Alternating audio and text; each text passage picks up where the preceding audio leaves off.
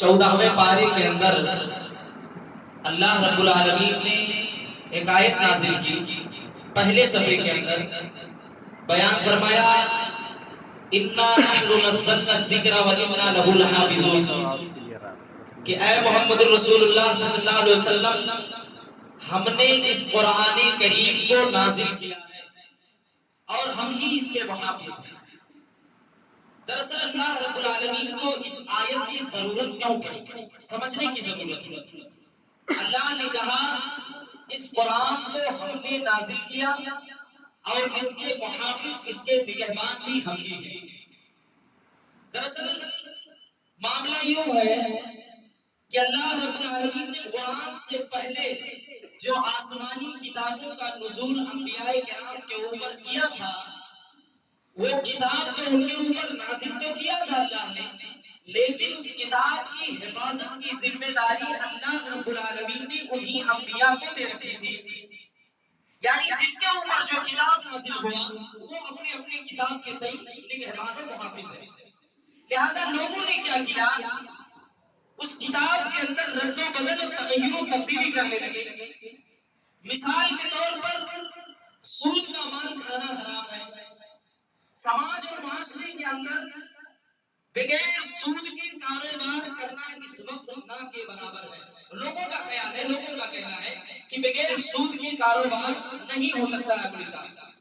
तो पिछली कौमों के लोगों ने क्या किया, जो चीज देखते कि ये हमारी जिंदगी के अंदर नुकसानदेह है, जिस अमल, जिस काम, जिस हुक्म, जिस आदत को अल्लाह रब्बुल आलमीन को देखते कि ये हमारी जिंदगी में नुकसानदेह है, नफा बख्श नहीं है, उस आयत करीमा के अंदर या उन चीजों के अंदर वो रद्दो बदल और तगय्युर और तब्दीली कर बैठते और अपने मन मुवाफिक चीजों को तैयार करते और कहते कि इस चीज को अल्लाह ने नाज़िल किया है, ये चीज ऐसे ऐसे है। इसलिए अल्लाह ने कहा, ऐ मोहम्मद रसूलुल्लाह, इस कुरान को नाज़िल हमने किया है आपके ऊपर, लेकिन आप ये जान लीजिए नाज़िल तो हमने किया है, लेकिन निगहबान और उसकी हिफाजत की जिम्मेदारी हमारे ऊपर है।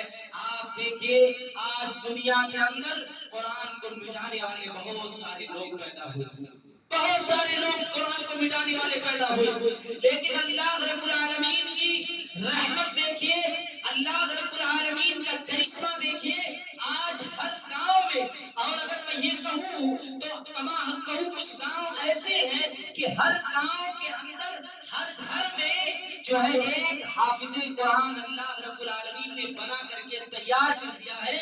और ये हुफ़ाज़े किराम ऐसे हैं, अगर 40 किलोमीटर दूर की मसाफत से कोई आदमी कुरान हकीम की तिलावत करेगा, उसमें एक नुक्ते का भी फर्क होगा, शेर ज़बर का भी फर्क और मिलावट होगा, अपनी जानिब से मिलाने की कोशिश करेगा तो 40 किलोमीटर दूर बैठा हुफ़ाज़े कुरान अपनी ज़बान से सदा लगाएगा कि फला जगह कुरान की तिलावत हो रही है, एक नुक्ता या एक ज़ेरो ज़बर उस हुफ़ाज़ ने या उस फला शख्स ने इधर उधर कर दिया, ये अल्लाह रब्बुल आलमीन की हिफाजत की जिम्मेदारी का जरिया और नतीजा है मेरे भाइयों दोस्तों। तो अल्लाह ने कहा इस कुरान को हमने नाज़िल किया है, इसकी हिफाजत की जिम्मेदारी हम है, हमारे तय है। रहती दुनिया तक इस कुरान को न मिटाने वाले, न खत्म करने वाले, ना ही इसके एक एक हर्फ या यूं कह लीजिए हरकत और सकनात को भी बदलने की ताकत और हिम्मत वो जुस्तजू किसी के अंदर अल्लाह रब्बुल आलमीन ने नहीं दी। उसका रीजन और सबब यह है कि अल्लाह ने घरों के अंदर, समाज के अंदर, मुआशरे के अंदर, सोसाइटी के अंदर, गांव के अंदर अल्लाह रब्बुल आलमीन ने हुफ़ाज़े किराम को पैदा कर दिया, जिनके जरिए से आज कुरान हकीम की हिफाजत की जा रही है। एक दूसरी आयत के अंदर अल्लाह रब्बुल आलमीन ने बयान फरमाया, वलक़द बअथना फी कुल्लि उम्मतिन रसूलन अन इअबुदुल्लाह वज्तनिबुत तागूत। अल्लाह ने कहा हमने मोहम्मद रसूलुल्लाह आपसे पहले भी हमने बहुत सारे अंबिया व रसूल भेजे। ऐ मोहम्मद रसूलुल्लाह उनका भी पैगाम एक था, वो भी अल्लाह की तरफ लोगों को बुलाते थे, वो भी शिर्क के अड्डों से लोगों को रोकते थे, वो भी गैरुल्लाह की इबादत करने से रोकते थे। ऐ मोहम्मद रसूलुल्लाह बहुत सारे अंबिया किराम आपसे पहले हमने मबऊस किए भेजे, उनकी भी इबादत करने का तरीका और सलीका एक था, उनकी भी नबूवत और उनके भी लोगों के दरमियान दावत और तबलीग का मकसद एक ही تھا کہ اللہ کے علاوہ کسی اور کی عبادت پوجا پرستش نہ ہو، صرف اور صرف اس روئے زمین پر اگر کسی کی عبادت ہو تو اللہ رب العالمین کی ہو۔ اور اے محمد رسول اللہ، آپ سے پہلے ہم نے جن انبیاء کو بھیجا ان کو بھی یہ حکم دیا، یاد رکھ دیا کہ تاغوت کی، بتوں کی، مجسموں کی اور اسی طرح سے مزارات کی، بت پرستی اور قبر پرستی سے لوگوں کو بچایا جائے، لوگوں کو روکا جائے۔ ایسا نہیں ہے کہ صرف ہم نے آپ کے اوپر اس چیز کو فرض کیا ہے، آپ سے پہلے بہت سارے انبیاء کے اوپر بھی ہم نے اس دعوت و تبلیغ کو فرض کیا تھا، اور سارے لوگوں کا یہی ایک ہی مقصد تھا کہ کیسے لوگوں کو اللہ رب العالمین کی طرف بلایا جائے۔ میرے بھائیو اور دوستو، اس پارے کے اندر سورۃ النحل کے اندر اللہ رب العالمین نے، جو کہ میں نے پچھلے خطبہ جمعہ کے اندر تفصیلی طور پر گفتگو اور ذکر کیا تھا، عورتوں کے تعلق سے اللہ نے ذکر کیا، وَإِذَا بُشِّرَ أَحَدُهُم بِالْأُنثَىٰ ظَلَّ وَجْهُهُ مُسْوَدًّا وَهُوَ كَظِيمٌ يَتَوَارَىٰ مِنَ الْقَوْمِ مِنْ سُوءِ مَا بُشِّرَ بِهِ أَيُمْسِكُهُ عَلَىٰ هُونٍ يَدُسُّهُ فِي التُّرَابِ أَلَا سَاءَ مَا يَحْكُمُونَ۔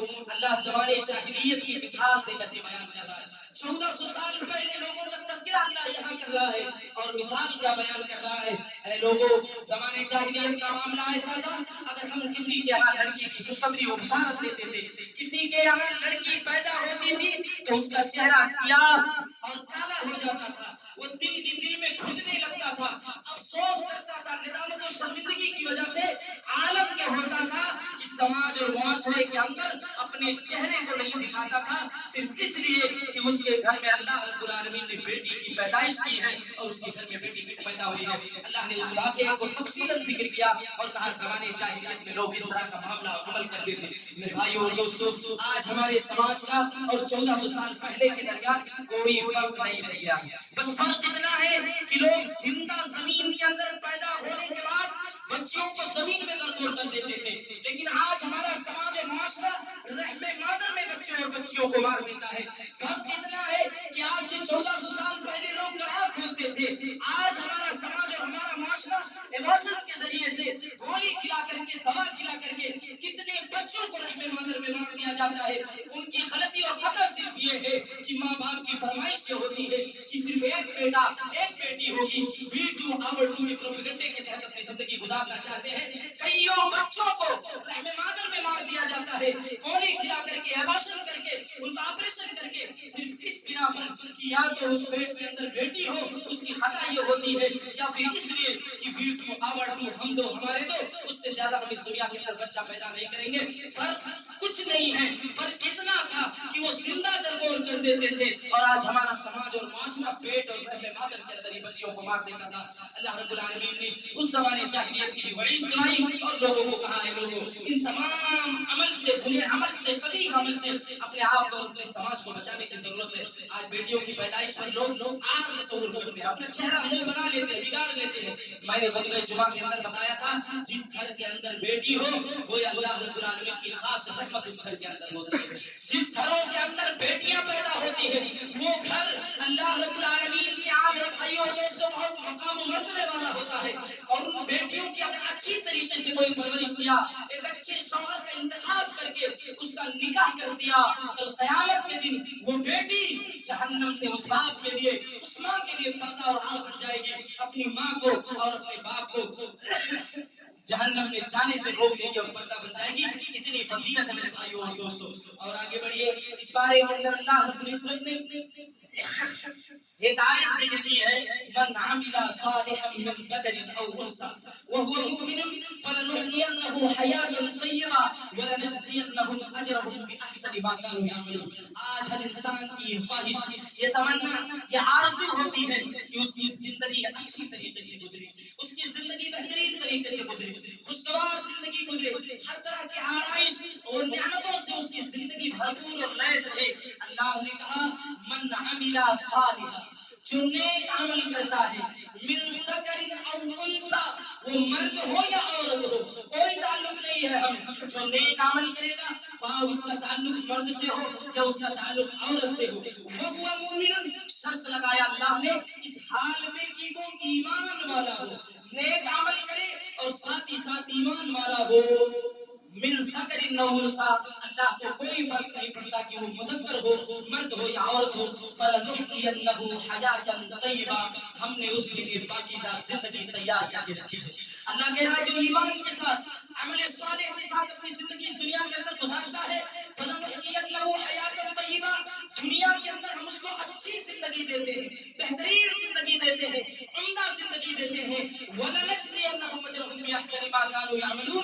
جو کچھ عمل وہ اس دنیا کے اندر کرے گا اللہ رب العالمین کل قیامت کے دن بھی اس کا پورا پورا بدلہ اور بہترین اجر دے گا. کس کے لیے؟ عمل صالحا، نیک عمل کیا. نیک عمل میں نماز بھی ہے، روزہ بھی ہے، صدقہ و خیرات بھی ہے، اچھی طریقے سے گفتگو اور بات کرنا بھی ہے، سماج کی پریشانی و مصیبت کو دور کرنا ہے، بیواؤں کی مدد کرنا، یتیموں کی مدد کرنا، غریبوں کی مدد کرنا، مساجدوں کے آب و آباد کرنا، زکات کی ادائیگی کرنا، صدقہ و خیرات کرنا، اپنے دروازے پر کسی فقیر یتیم مسکین کو کھانا کھلانا.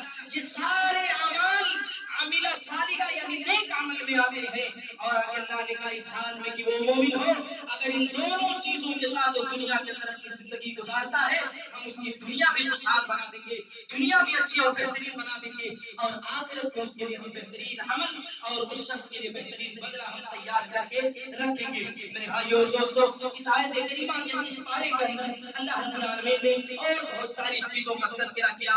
خلاصہ کلام یہ ہوا کہ ہماری زندگی کا مقصد اللہ رب العالمین کی عبادت ہونی چاہیے.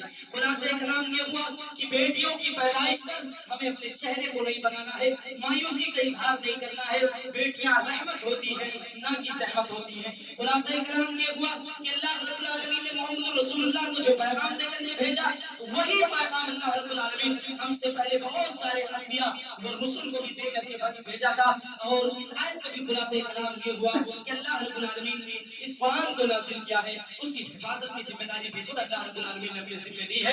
اللہ رب العالمین سے دعا ہے الہ العالمین جتنی بھی باتیں قرآن اور حدیث کے حوالے سے کہی گئی ہیں، ہم تمام کے تمام لوگوں کو اس پر عمل پیرا ہونے کی توفیق عطا فرما. اللہ رب العالمین سے دعا ہے الہ العالمین تو ہمارے صدقہ و خیرات کو قبول فرما. اللہ رب العالمین سے دعا ہے الہ العالمین تو ہماری نمازوں کو قبول فرما. اللہ رب العالمین سے دعا ہے الہ العالمین تو ہم میں سے جو روزے دار ہیں مولا تو تمام لوگوں کے روزوں کو قبول فرما. اللہ رب العالمین سے دعا ہے الہ العالمین تو ہماری قرآن حکیم کی تلاوت کو قبول فرما.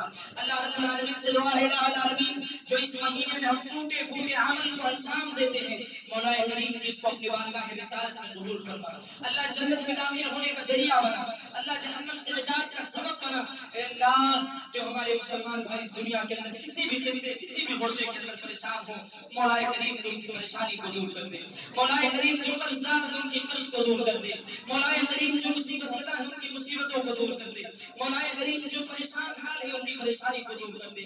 مولا کریم جو تنگ حال ہیں ان کی تنگحالی کو دور کر دے. یا اللہ جو اس دنیا کے اندر بیمار ہیں مولا کریم تم کو شفائے کاملہ عاجلہ عطا فرما. یا اللہ جو اس دنیا سے رخصت ہو کر کے چلے گئے اللہ رب العالمین ہمارے ان مسلمان بھائیوں کی قبروں کو نور سے بھر دے، ان کو کروٹ کروٹ جنت الفردوس نصیب فرما. اے اللہ جو اس دنیا کے اندر زندہ ہے الہ العالمین تو انہیں ایمان کے ساتھ زندہ رکھ، خاتمہ بالخیر ہو تو ایمان پر ہو. آمین. اقول قولی ھذا استغفر اللہ لی ولکم ولسائر المؤمنین فاستغفروہ انہ هو الغفور الرحیم. والسلام علیکم ورحمۃ اللہ وبرکاتہ.